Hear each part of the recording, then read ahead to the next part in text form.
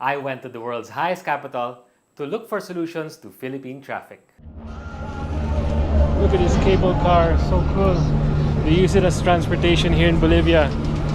Is it even possible to have a cable car as public transportation in the Philippines? Well, we are in Bolivia right now to actually see if this would work. Because remember this? So it will be complementary to connect MRT4 with Antipolo City. And that's where the idea of a cable car project came up. And thankfully, ADB was generous enough to fund the pre-feasibility study, and the project appears viable. But they have been talking about this for years. I want to see a real-world example. In Bolivia, the cable car or ropeway system called Mi Teleférico has been running for 10 years. From day one, Mi Teleférico was a big hit.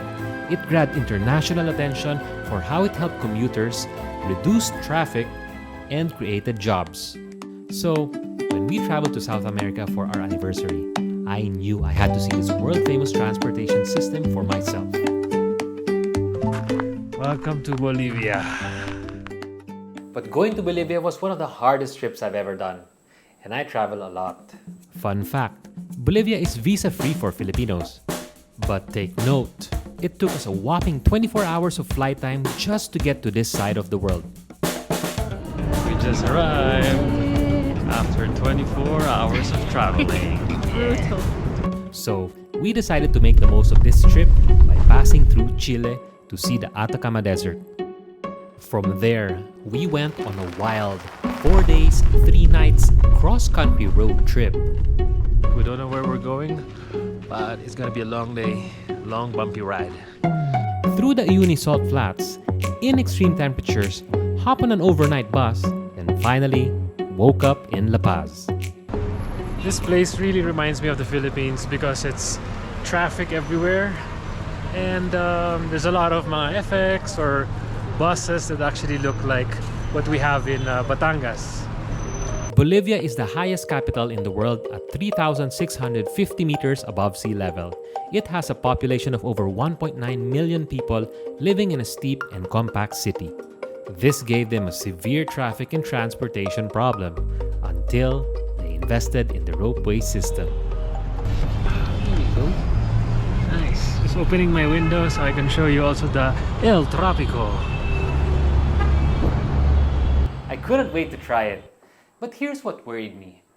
It seems very expensive. Because when we went to Japan for skiing, we used a ropeway system at the ski resort and it cost 230 pesos for one ride or 3,800 for a day pass. Which leads me to question, is it even an affordable option for Filipinos' daily commute? So the same day we arrived, we looked for a tour group that would show us the cable cars ASAP. I wonder if this is going to work in our country, but here it's so efficient. It's actually very affordable.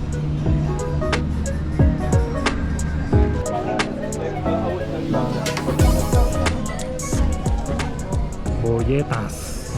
We have our bolletas. Alright guys, so the first line is always 3 Bolivianos. The next line you join is 250, and the more you join, the more you connect, the more discount you get. Alright? Yes, if I'm not mistaken, the whole round is like 13 Bolivianos. Not even $2, you know? So yeah, great to go, amazing. That's about 26 pesos. Great, affordable for everyday commuters. But is it sustainable? It runs on solar, and it doesn't break down. Oh, nice. Here's what our tour guide had to say. Yes guys, the cable car is the best way to go in La Paz, you know. As you can see, the geography is very difficult, many ups and downs. So yeah, it will be impossible for us to have an underground or a subway system. Instead, we go from above, you know. Yes, we have 9 different lines at the moment. They all connected somehow. So yes, you can go through the whole city using the cable car. And it's very well used because it's in the same price, like same range of local transport. So yes, with the locals, we always use it and we love it, you know. We love it. Yeah, it's the best way to go through La Paz. Yeah, I hope you can have a system like this in your city as well. Yes, and the cable car is the best, you know. What surprised us was that during the tour, when we took the Mi Teleférico to El Alto, the highest area of La Paz, and the views on the ride were muy magnifico. So that's another pro of using cable cars, the tourism element. Because even if they are used for commuting, you can still enjoy a bird's eye view of the city, and tourists love that. I mean, just check out these views.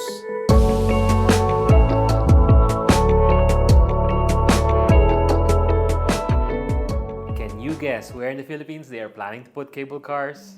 The government says that they want to put them in hilly places like Baguio, Cebu, and my hometown, Antipolo.